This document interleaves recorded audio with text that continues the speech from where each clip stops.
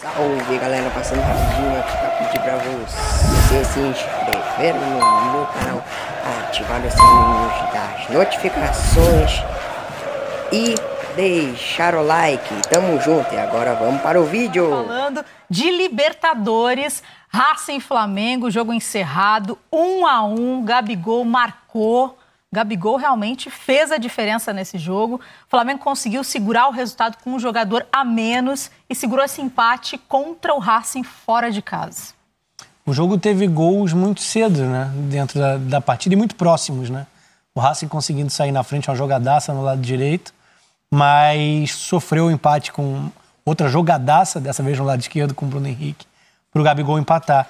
E no segundo tempo, acho que o Racing tentou, dentro da sua característica de pressão, de bloco alto, incomodar o Flamengo. Chegou a ter gol anulado, o Flamengo também, o Vitinho um pouco impedido. A questão do homem a menos em reta final de jogo. O Tuller foi isso. Com relação ao que é o placar da partida, a questão do gol fora, um Flamengo se reencontrando, né, tendo retorno de jogadores importantes. Hoje, fala, meus camaradas! Que era fundamental no trabalho do Jesus e que encaixa com as ideias do Rogério Ceni. Acho que é um bom presságio, assim, para uma retomada, né? A eliminação veio na Copa do Brasil, veio a primeira vitória no Campeonato Brasileiro, um empate com um gol fora de casa. Então, acho que é para se comemorar, pensando em vaga, pensando em jogo de volta. Mas fazendo a ressalva que o Nori citou e que faz todo sentido. Os jogos acabam tendo 180 minutos, mas você não sabe exatamente em que situação você estará nos 90 da volta. Então é muito importante aproveitar as oportunidades que se criam dentro dos jogos individualmente falando, e não dos confrontos como um todo. De qualquer forma, é um empate legal, tendo feito o gol fora de casa. Mas a gente nunca tem 100% de certeza como vai ser o confronto, quem vai estar liberado na próxima partida, no jogo de volta. Nori, você fica aí que nós vamos mostrar os números do jogo. Fique atento, daqui a pouco a bola vai chegar nesse teu campo aí, hein? Gols 1-1, como eu falei. Finalizações, chutes, portanto. 10 do Racing, 7 do Flamengo. Aí finalizações diretas a gol. Chutes a gol. Duas vezes do Racing, 3 do Flamengo. Posse de bola maior do Flamengo, 54%, contra 46% do Racing. Passes, 428 do Rubro Negro, 344 do Racing. E precisão de passe, um equilíbrio, 79% do Flamengo e 77% do Racing. Faltas, 13 cometidas pelo Racing, 17 Flamengo. Cartões amarelos, 1 para o Flamengo, 2 para o Racing. Cartões vermelhos, 2 para o Flamengo. 3 impedimentos para o Racing, 3 impedimentos para o Flamengo. 8 escanteios e 1 escanteio para o Rubro Negro. Como é que você avalia, olhando no todo, esses números? E passa um pouco pelo que é a característica do Racing, né? A gente pode passar para o Nori, mas só a ideia tinha prometido, né, que a bola... Fiz um passe errado aqui, Nori, me perdoa, tá? Interceptei. A ideia é que o Racing é uma equipe que... Não tem problema? O Racing rouba e define. Então não costuma, né, circular muito a bola, trocar um número elevado de passes. E a questão da chuva, né? Principalmente o período em que ela caiu mais pesada, que tirou um pouco também da precisão no jogo. Natan foi o segundo torcedor expulso, do Flamengo, tá? Que a gente falou do Tuller. Isso que eu ia falar. O Natan reserva.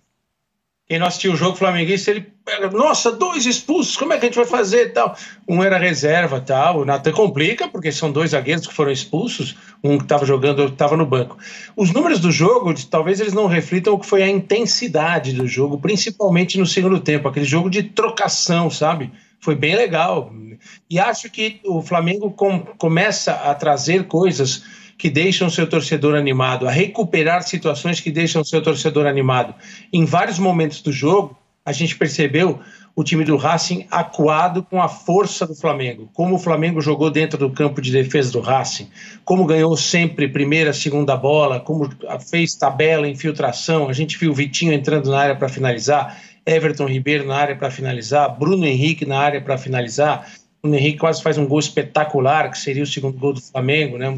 Um tapa lindo na bola que foi no travessão. Então acho que isso, mais do que o resultado, que foi um resultado muito bom, porque o empate por 0-0 classifica o Flamengo e qualquer vitória classifica o Flamengo, eu acho que houve momentos em que o torcedor do Flamengo matou a saudade do Flamengo de 2019. Verdade. Na hashtag troca de passes, vocês já estão aqui se manifestando, mandando mensagem. Teve um aqui que falou até que finalmente o Rafa tirou o chinelinho. Depois eu vou achar aqui para ler. Mas vamos ao que interessa. O Júlio César colocou pra gente o seguinte: Karine, boa noite. Vocês não acham que a zaga do Flamengo é o pior setor do time? Individualmente falando, tem encontrado dificuldade pela ausência do Rodrigo Caio, principalmente, né? Talvez a melhor resposta tenha sido do Natan, e tanto na reta final do Dome como na chegada do Rogério parece haver uma preocupação com relação à experiência, ao uso dos jogadores com mais rodagem. Hoje, por exemplo, o Rogério veio com o René no lado direito, até discutível porque foi o jogo, ficou... Uma coisa é ele ser a única opção viável e dar uma resposta aceitável. A outra é você ter, por exemplo, o Mateuzinho. Eu não estou aqui falando que o Mateuzinho é um super jogador ou indiscutível, não é essa a questão. Mas acho que ele ficaria mais natural na posição dele para fazer um jogo de segurança.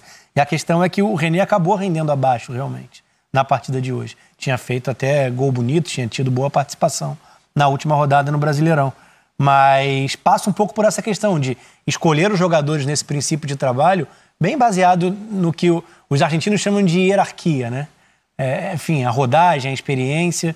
E aí daí vem, por exemplo, a manutenção de Gustavo Henrique e Léo Pereira. Eu acho que sim, individualmente falando, é um setor preocupante, mas eu vejo mais como um todo, assim. A reta final do trabalho do Dome, o número elevado de gols, tinha mais a ver com desconexão das linhas, um time que não conseguia se compactar, que pressionava sem ser mais agressivo que as movimentações do adversário e não adiantava a sua linha de defesa, abrir um espaço, um clarão entre defesa e meio campo. E aí você está falando de questões coletivas que influenciam na defesa. Mas a defesa não é um organismo isolado do restante da equipe, né? Tá tudo interligado. Eu acho que além da questão individual, tinha um peso coletivo grande que pode se modificar no trabalho do Rogério porque ele pensa diferente do Dome. Então é um processo, é uma construção, sem tempo e com um número elevado de jogos pesados para disputar. É claro que é mais complicado, mas acho que há uma tendência de melhora porque ele tem essa preocupação de agrupar a equipe, de trazer o meio-campo mais próximo para a zaga, ou o contrário, a zaga mais próxima para o meio-campo, e acho que há uma tendência de melhora nesse sentido. Vamos falar também da parte da frente. O Gabigol voltou, estava com uma lesão na coxa, 10 dias depois agora conseguiu fazer o jogo dele e já marcou, inclusive ele se tornou, se eu não estou enganado, o segundo maior artilheiro do Flamengo em Libertadores, passou o Renato Portaluppi. Renato Gaúcho, né? Para o Flamengo é Renato Gaúcho, lá em Porto Alegre que chamam de Renato Portaluppi. Queria ouvir você, Nori, sobre a importância do Gabigol hoje nessa partida. Eu acho que tem, além da importância do Gabigol, claro que é um jogador de definição como é o Pedro, a melhor notícia para mim, para o torcedor do Flamengo relativa ao ataque é o Bruno Henrique. Porque Bruno Henrique e Gabigol, no ano passado, eles formaram uma entidade, era uma coisa só. Foi algo assim avassalador para as defesas adversárias. E o crescimento de produção do Bruno Henrique foi digno de nota no jogo de hoje. E isso vai ter repercussão no crescimento da produção do Gabigol. O Gabigol, na questão física, ele ainda não está no nível que mostrou o Bruno Henrique hoje. Bruno Henrique contra o Racing, lá em Avejaneda, nesta noite, ele foi aquele Bruno Henrique que o zagueiro ou o lateral, quando vê o Bruno Henrique partindo para cima dele, para dentro dele, o cara entra em pânico, porque ele sabe que ele não vai ganhar na corrida, ele não vai pegar, não vai recuperar. Então, acho que assim, mais do que a questão do Gabigol voltar marcando, que é importantíssimo, porque é o que ele faz, e ele faz de melhor, eu acho que o torcedor do Flamengo tem que ficar muito, muito feliz com o que o Bruno Henrique jogou. Verdade. Ele construiu a jogada ali e deu a bola açucarada para o Gabigol realmente marcar e fazer o gol do Flamengo. A Lídia Leitão colocou agora há pouco para